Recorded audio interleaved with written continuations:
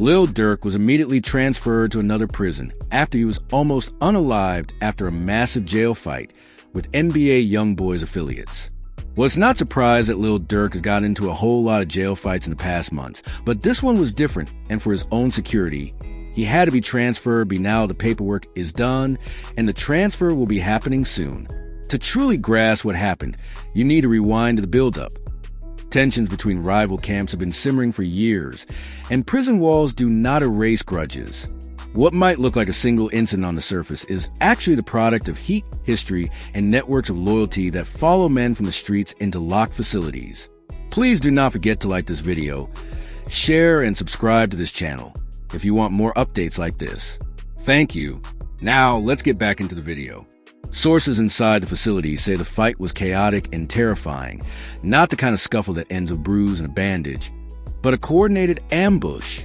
Witnesses report that affiliates of NBA YoungBoy allegedly converged on Durk during recreation, and what began as a verbal confrontation escalated into a violent brawl. Those eyewitnesses, who spoke under conditions of anonymity, described a scene where makeshift weapons were brandished and multiple attackers appear to move in a planned formation. It's the kind of coordination that leads officials to suspect premeditation rather than a spontaneous burst of prison rage. Durk, according to these accounts, did not go down quietly. He fought back, swinging and struggling, trying desperately to hold his ground against overwhelming numbers. Correctional officers intervened, but many insist they arrived too late to prevent what could have been a far worse outcome. Prison administrators, alarmed by the possibility of a targeted attack, move quickly.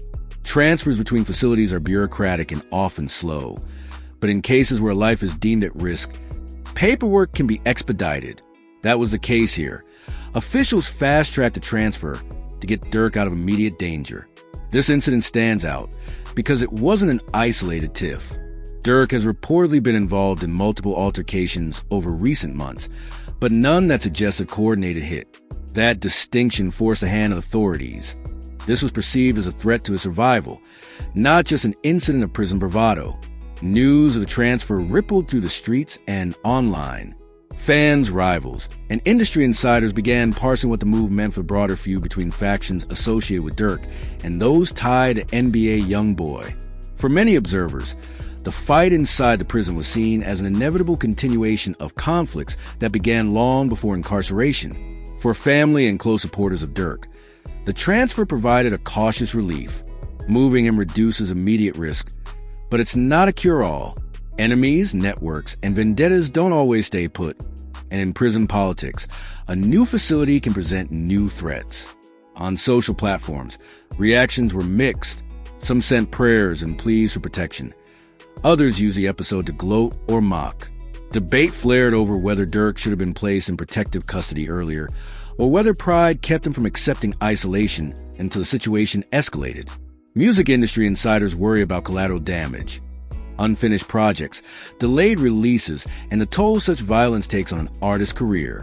Durk's artistic output, reputation, and legacy are now entangled with this violent episode, making the path forward uncertain.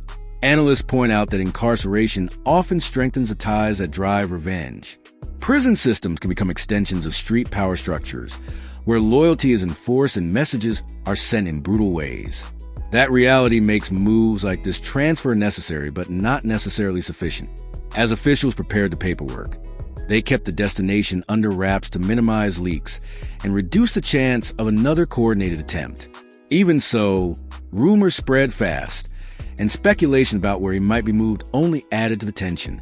The situation raises uncomfortable questions about the cycle of violence in hip-hop culture and whether fame offers any real protection from the past.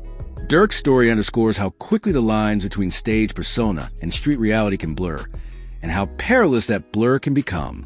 For now, the transfer is the immediate step taken to keep him alive, but the underlying feud doesn't vanish with a change of address.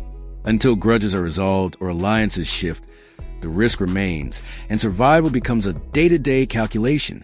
This episode is a stark reminder that fame and notoriety do not immunize someone from the consequences of long-standing conflicts. It's a survival story as much as it is a headline, one that will continue to unfold as officials, fans, and rivals react to what just happened.